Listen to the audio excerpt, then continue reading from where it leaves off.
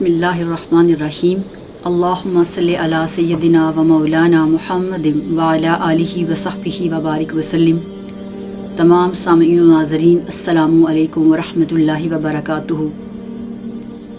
یاد کربلا سیریز کی دوسری نشست کے ساتھ آپ کی خدمت میں حاضر ہوں۔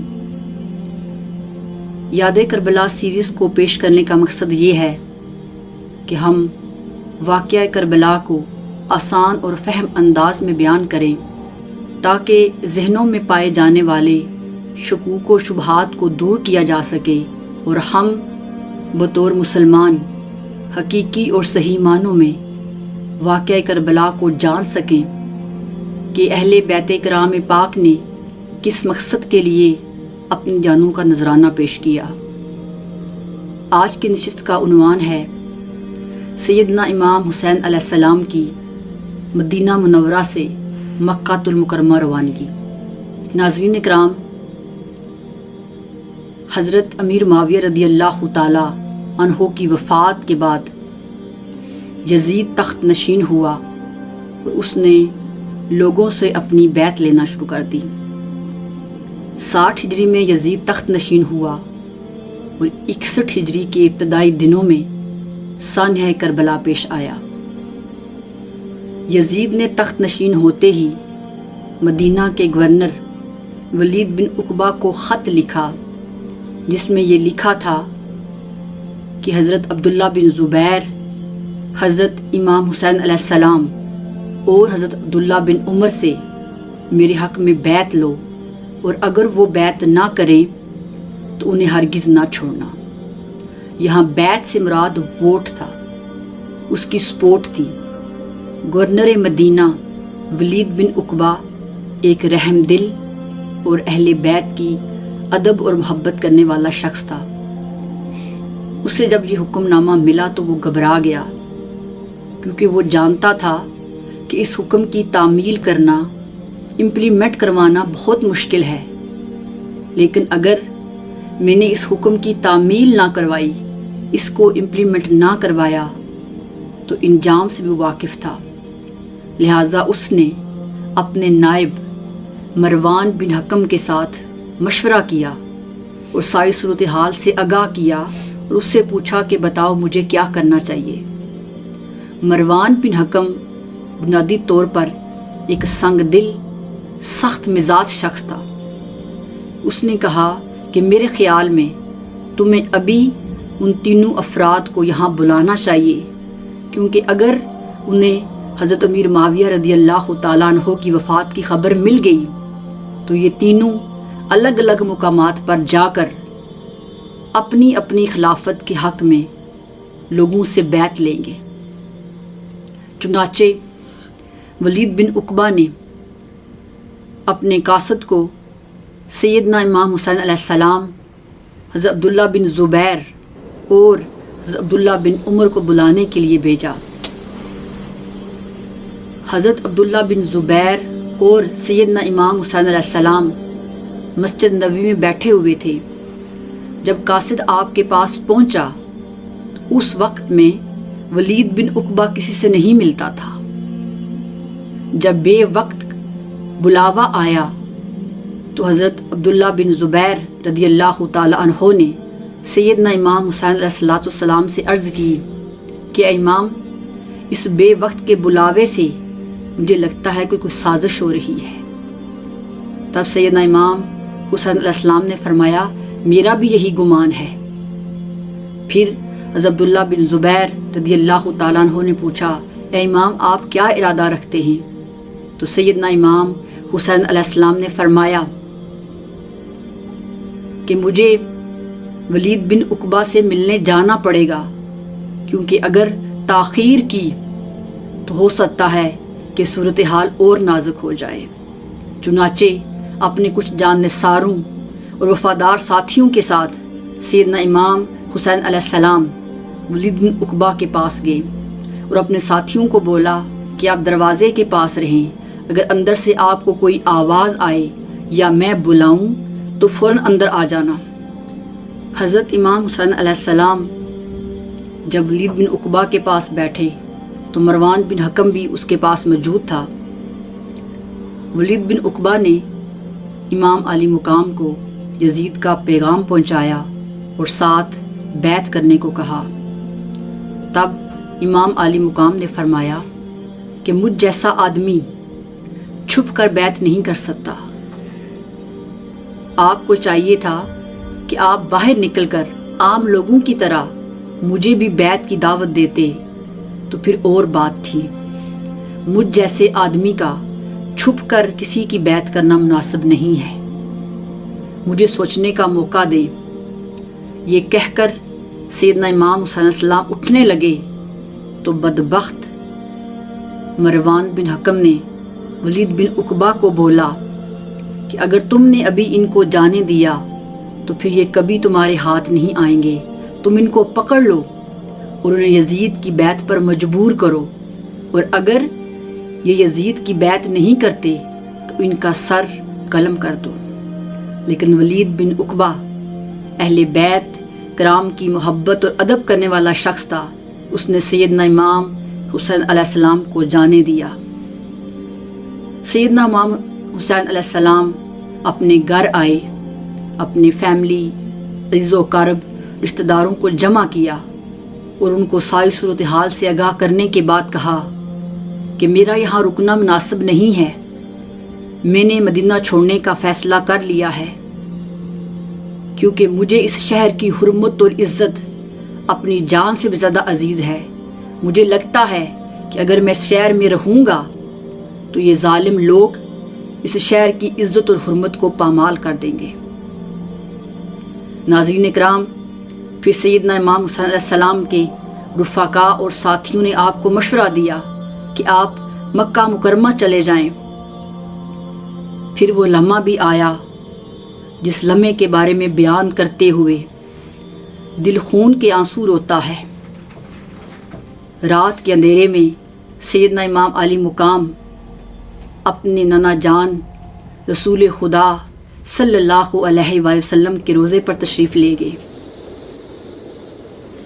آپ وہاں پر الوداعی حاضری کے لیے گئے تھے۔ ناظرین کرام، یہ سوال اکثر ہمارے ذہنوں میں آتا ہے کہ سیدنا امام حسین علیہ السلام نے کیوں یزید کی بیعت نہ کی؟ اگر مثلاً اور وقتی طور پر سیدنا امام حسین علیہ السلام یزید کی بیعت کر لیتے، اس کو ووٹ دے دیتے، تو آپ کی جان بھی بچ جاتی اور آپ کی فیملی بھی محفوظ رہتی۔ تو ناظرین اکرام، سیدنا امام حسین علیہ السلام وہ ہستی ہیں کہ جن کی کانوں میں اذان خود حبیب خدا صلی اللہ علیہ وآلہ وسلم نے دی تھی۔ آپ کو اپنی زبان مبارک چسایا کرتے تھے، آپ کو اپنے کندھوں پہ سواری کرایا کرتے تھے اور آپ کو اپنی گود میں کھلایا کرتے تھے۔ آپ کے لبوں اور آنکھوں کو تاجدار انبیاء صلی اللہ علیہ وسلم بوسے دیا کرتے تھے، اور جن کے بارے میں یہ فرمایا کرتے تھے کہ حسین مجھ سے ہے اور میں حسین سے ہوں۔ جس نے حسین سے محبت کی اس نے مجھ سے محبت کی، اور جس نے مجھ سے محبت کی اللہ اس سے محبت کرتا ہے۔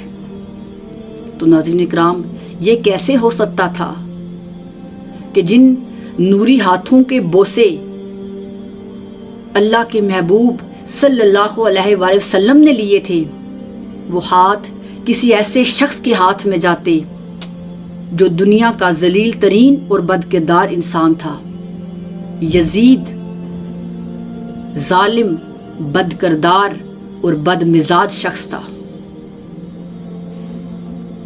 یزید باطل کا نام ہے۔ اور ایک بار وہ حج کرنے کے لیے آیا، حج کے بعد وہ شراب پی رہا تھا کہ سیدنا امام حسین علیہ السلام کا وہاں سے گزر ہوا، تو اس نے شراب کے نشے میں دھت ہو کر آپ کو بھی جام آفر کی اور آپ کے سامنے شراب کی شان میں شعر پڑھنا شروع کر دیے۔ اور تب امام حسین پاک نے ایک مسلمان کی پردہ پوشی کی خاطر خاموشی اختیار کی۔ پھر وہ یزید مدینہ پا گیا اور وہاں جا کر بڑے بڑے عظیم صحابہ کرام کے سامنے وہ شراب پیتا رہا۔ یزید وہ شخص تھا جس نے اللہ اور اس کے رسول صلی اللہ علیہ وسلم کے دین کی حدوں کو پامال کیا، اس نے حلال اور حرام کا فرق مٹا دیا، اس نے اسلام کے سسٹم آف جسٹس کو خراب کیا، اس نے ملوکیت کی ابتدا کی۔ پھر یہ کیسے ہو سکتا تھا کہ سیدنا امام حسین پاک اپنے وہ نوری ہاتھ اس بدبخت اور پلید یزید کے ہاتھوں میں دیتے، جس ماتھے اور پیشانی کو تاجدار انبیاء صلی اللہ علیہ وآلہ وسلم بوسے دیا کرتے تھے؟ پھر کیسے وہ پیشانی کسی جھوٹے اور بد کردار شخص کے سامنے جھکتی؟ تو یہی وہ وجہ تھی کہ سیدنا امام حسین علیہ السلام نے یزید جیسے بد کردار، بد اخلاق، بے حیا شخص کو کی بیعت نہیں کی، اس کی سپورٹ نہیں کی۔ سیدنا امام حسین علیہ السلام نے اپنی ذات کی خاطر نہیں بلکہ نانا کی امت کے لیے، نانا کے دین کے لیے، ہمارے لیے مدینہ چھوڑنا تو گوارا کر لیا، لیکن یزید کی بیعت کرنا گوارا نہ کیا۔ تو ناظرین محترم، سیدنا امام حسین علیہ السلام رات کے اندھیرے میں اپنے نانا جان کے روضہ مبارک پر تشریف لے گئے اور جا کر نانا جان کی بارگاہ میں عرض کی، آپ کے لیے مدینہ چھوڑنا بہت مشکل تھا، مدینہ کی جدائی آسان نہ تھی، کیونکہ آپ کی عمر مبارک کا بہت سارا حصہ مدینہ پاک میں گزرا تھا، بچپن سے لے کر جوانی اور اب تک مدینہ پاک کی پرنور فضاؤں میں سانس لیے تھے۔ مدینہ سے جدا ہونا کوئی آسان نہیں تھا۔ آج ہم جیسے گناہگار جب مدینہ پاک جاتے ہیں تو ان کے لیے مدینہ کو چھوڑنا مشکل ہے، تو سوچئے جنہوں نے آنکھ کھولی تو مدینہ پاک میں، جو مدینہ کی گلیوں میں چلے پھرے اپنے نانا کی سنگت میں، جو مدینہ کی گلیوں میں کھیلا کرتے تھے، مدینہ پاک کی پرمعطر فضاؤں میں سانس لیا کرتے تھے، پھر ان کا اس جدائی کا عالم کیا ہوگا۔ اور ناظرین اکرام، سیدنا امام حسین علیہ السلام کی اپنے نانا جان کے در پر حاضری کے اس منظر کو کسی نے بہت خوبصورت انداز میں پیش کیا ہے کہ مزار مصطفیٰ پر شام ہوتے ہی امام آئے، مزار مصطفیٰ پر شام ہوتے ہی امام آئے، اجازت کی غرض سے آخری کرنے سلام آئے، کہا رو کر سلام ہے تاجدار عالم امکان، سلام ہے سید عالم، سلام ہے سرور ذیشان، ذرا دیکھو تو چہرے سے اٹھا کے گوشائے درماں، حسین ابن علی پر تنگ ہیں طیبہ کی اب گلیاں، یا رسول اللہ ذرا حجرے سے نکلو اے مکین گنبد خضرا، یا رسول اللہ ذرا حجرے سے نکلو اے مکین گنبد خضرا، ذرا دیکھو تو اہل بیت پر ہیں سختیاں کیا کیا،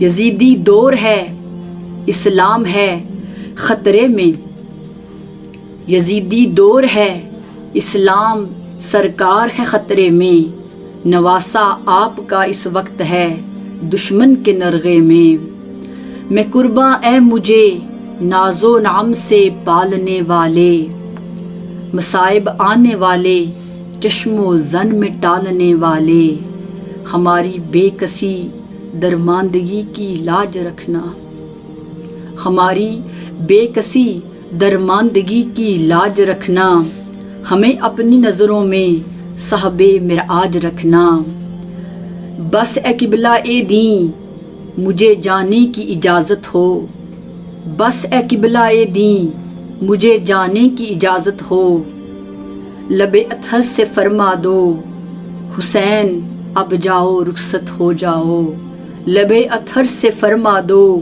حسین اب جاؤ رخصت ہو جاؤ۔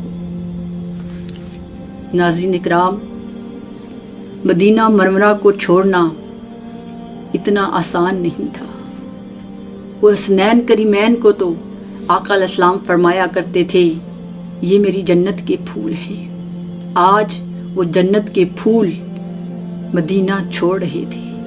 مدینے کی فضائیں سوگوار تھی، مدینے کی ہوائیں بھی اداس تھی، اور خود سیدنا امام حسین علیہ السلام کا یہ عالم تھا کہ آپ اتنا روئے کہ آپ کی داڑھی مبارک آنسو سے بھر گئی تھی۔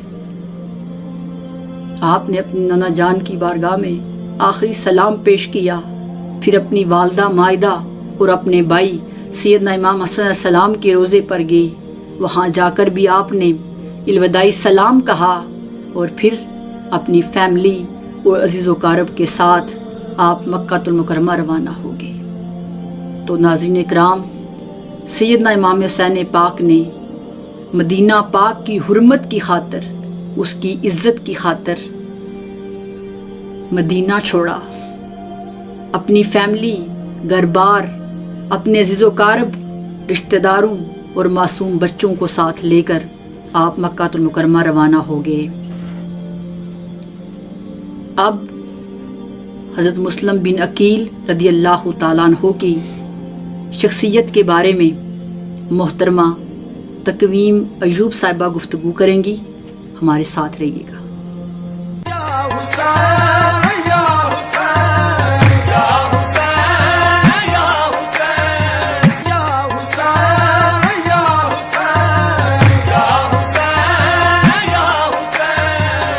اللہم صلی علی سیدنا و مولانا محمد وعلی آلہ وصحبہ وبارک وسلم۔ الصلاۃ والسلام علیکہ یا رسول اللہ وعلی آلک وصحابک وآل بیتک یا حبیب اللہ۔ اعوذ باللہ من الشیطان الرجیم، بسم اللہ الرحمن الرحیم۔ اللہ پاک کی ذات کا صد بار شکر ہے جس کی توفیق سے آج ہم جس ہستی کا ذکر کرنے جا رہے ہیں ان ہستی کا نام ہے حضرت مسلم بن عقیل رضی اللہ تعالیٰ عنہ۔ حضرت مسلم بن عقیل رضی اللہ تعالیٰ عنہ حضرت علی رضی اللہ تعالیٰ عنہ کے بھائی عقیل بن ابی طالب کے بیٹے تھے۔ آپ سیدنا حضرت امام حسین رضی اللہ تعالیٰ عنہ کے چچا زاد بھائی تھے۔ آپ کا لقب سفیر حسین غریب کوفہ یعنی کہ کوفہ کے مسافر تھا۔ واقعہ کربلا سے پہلے جب کوفہ کے لوگوں نے حضرت امام حسین رضی اللہ تعالیٰ عنہ کو خطوط بھیج کر کوفہ آنے کی دعوت دی، مکہ مکرمہ پہنچ کر آپ رضی اللہ تعالیٰ عنہ نے ترکی کے حالات کا جائزہ لینے کے لیے حضرت مسلم بن عقیل رضی اللہ تعالیٰ عنہ کو کوفہ روانہ کیا اور ادھر ایک قاصد بصرہ کی طرف روانہ کیا۔ جاسوسوں نے یہ اطلاعات یزید کو پہنچا دی۔ یزید نے فوری ایک تقیدی حکم نامہ عبید اللہ ابن زیاد حاکم بصرہ کو بھیجا کہ مسلم کو فوراً کوفہ سے روانہ کر دیا جائے، اور اگر وہ مزاحمت کرے تو اس کو قتل کر دیا جائے۔ حضرت مسلم بن عقیل رضی اللہ تعالیٰ عنہ ہانی بن عروہ کے گھر میں تشریف لائے۔ انہوں نے آپ کو اپنے مہمان خانے جو کہ زنان خانہ تھا اس میں آپ نے ٹھہرایا۔ چند روز میں ہی تقریباً 18,000 اہل کوفہ نے حضرت امام حسین رضی اللہ تعالیٰ عنہ کی بیعت قبول کر لی۔ ہر چند ابن زیاد نے آپ کو ہر جگہ تلاش کرنے کی کوشش کی لیکن آپ کا سراغ نہ پا سکا۔ آخر کار اس کا ایک غلام موکل نے آپ کا خفیہ انتظام کا سراغ پا لیا اور آپ کی جس جگہ آپ ٹھہرے ہوئے تھے اس کی اطلاع ابن زیاد کو بھیج دی۔ ابن زیاد نے فوراً ہانی کو گرفتار کر لیا اور اس سے مسلم کی واپسی کا مطالبہ کیا۔ ہانی نے کہا کہ میں موت سے نہیں ڈرتا، میں ہرگز اپنے مہمان اور پناہ گزینوں کو تمہارے حوالے نہیں کروں گا۔ بعد میں افواہ ہوئی کہ ہانی کو گرفتار کر کے قتل کر دیا گیا ہے۔ ہانی کے قبیلہ کے لوگ خلافت کسریٰ کے ارد گرد جمع ہو گئے اور انہوں نے اس محل کا گھیراؤ کر لیا۔ حضرت مسلم بن عقیل رضی اللہ عنہ اپنے رفقا 18,000 رفقا کے ساتھ آپ نے ان کے ہمراہ حملہ آور ہو گئے۔ اس وقت ابن زیاد کے پاس صرف 50 سپاہی موجود تھے۔ اس نے محل کا دروازہ بند کر دیا اور اپنے معززین شہریوں کو ترغیب دی کہ وہ اپنی چھتوں پہ چڑھ کر لوگوں کو خوف اور لالچ دے کر منتشر کرنے کی کوشش کریں، اور ان کی یہ تدبیر کامیاب بھی ہوئی۔ لوگ منتشر ہونے لگے، شہر سے لوگ آتے اور اپنے عزیزوں اور اقارب کو لے کے چلے جاتے ہیں۔ اس طرح حضرت مسلم بن عقیل رضی اللہ تعالیٰ عنہ کے پاس صرف 30 رفقا رہ گئے۔ آپ ان کو لے کے ایک محلہ کنڈا کی طرف آپ ہٹائے اور وہاں آ کر 30 بھی آپ سے جدا ہو گئے۔ آپ تنہا رہ گئے۔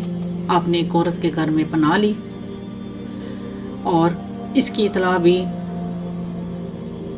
ابن زیاد کو ہو گئی۔ ابن زیاد نے سپاہی بھیجے، وہ سپاہی آئے اور انہوں نے اس مکان کا محاصرہ کر لیا۔ آپ تنہا تھے، آپ نے ان کا ڈٹ کے مقابلہ کیا۔ سپاہی اندر کی طرف آئے، آپ نے ان کو باہر کی طرف دھکیلا۔ دوبارہ سپاہی پھر اندر کی طرف آئے، آپ نے ان کو دوبارہ باہر دھکیلا۔ ایک شخص نے آپ کے چہرے پہ وار کیا، آپ کا اوپر والا ہونٹ کٹ گیا اور 2 دانت بھی جھٹکا کھا گئے۔ کچھ آدمی اس مکان کی چھت پہ چڑھ گئے اور پتھر اور آگ برسانے لگے، جس سے آپ اس مکان سے نکل کر گلی میں آ گئے۔ آپ نے مردانہ وار ڈٹ کے مقابلہ کیا۔ آپ زخموں سے چور چور ہو گئے۔ جب قوت مدافعت ختم ہو گئی تو آپ ایک دیوار کی سائے کے نیچے ٹیک لگا کر بیٹھ گئے۔ ادھر ایک آدمی محمد بن اشعث، اس نے آپ کو پناہ کا وعدہ کر کے آپ کو گرفتار کر لیا۔ آپ کو ابن زیاد کے سامنے پیش کیا گیا۔ محمد بن ابن اشعث نے اس کو پناہ کا وعدہ یاد دلایا، لیکن اس نے تسلیم کرنے سے انکار کر دیا۔ اس نے آپ کا قتل کا حکم دے دیا۔ تو آپ نے ابن زیاد کو کہا کہ میں ایک وصیت کرنا چاہتا ہوں۔ اس نے اجازت دے دی۔ تو آپ نے عمر بن خاص اس کو وصیت کی کہ حضرت امام حسین رضی اللہ تعالیٰ عنہ آ رہے ہوں گے، میری وصیت ہے ان کو راستے سے ہی واپس کر دیا جائے۔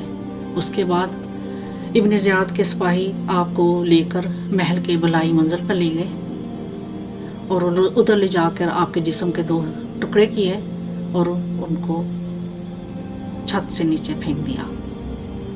آپ کی شہادت 9 ذی الحج 60 ہجری میں ہوئی۔ اس طرح حضرت امام حسین رضی اللہ تعالیٰ عنہ کا ایک قوی بازو کٹ گیا۔ انا للہ و انا الیہ راجعون۔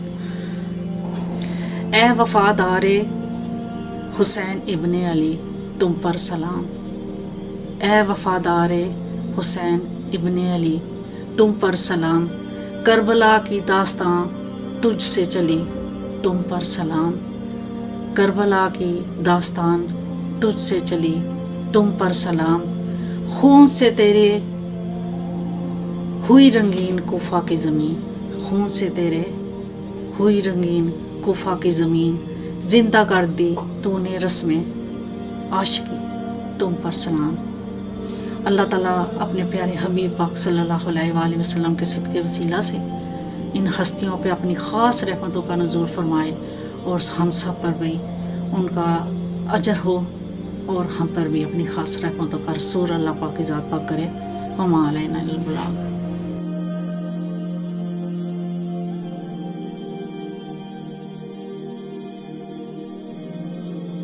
تاریخ انسانی کا خوفناک ترین حادثہ جو لبنان بیروت میں پیش آیا ہے، ہم سب اس کی تباہ کاریوں سے بخوبی واقف ہیں۔ اس حادثے میں سینکڑوں لوگ اپنی جان سے ہاتھ دھو بیٹھے ہیں۔ خواتین، بچے اور بوڑھے بڑی تعداد میں زخمی ہوئے ہیں اور علاج کے منتظر ہیں، جن کے پاس پینے کے لیے پانی نہیں، کھانے کے لیے خوراک نہیں، رہنے کے لیے گھر نہیں اور علاج کے لیے دوائیاں نہیں ہیں۔ اس وقت لبنان کربلا جیسا ہے۔ ہزاروں لوگ مشکل کی اس گھڑی میں ہماری مدد کے منتظر ہیں۔ ہمیشہ کی طرح منہاج ویلفیئر فاؤنڈیشن لبنان کے زخمی، بیمار اور لاچار لوگوں کے لیے امدادی سرگرمیوں میں مصروف عمل ہے۔ آئیے محرم الحرام کے مقدس مہینے میں شہدائے کربلا کے صدقے ان بے بس اور بے سہارا لوگوں کی مدد کریں۔ آئیے اپنے زکوٰۃ، صدقات و عطیات منہاج ویلفیئر فاؤنڈیشن کو دیں اور اس کار خیر میں بڑھ چڑھ کر اپنا حصہ ڈالیں۔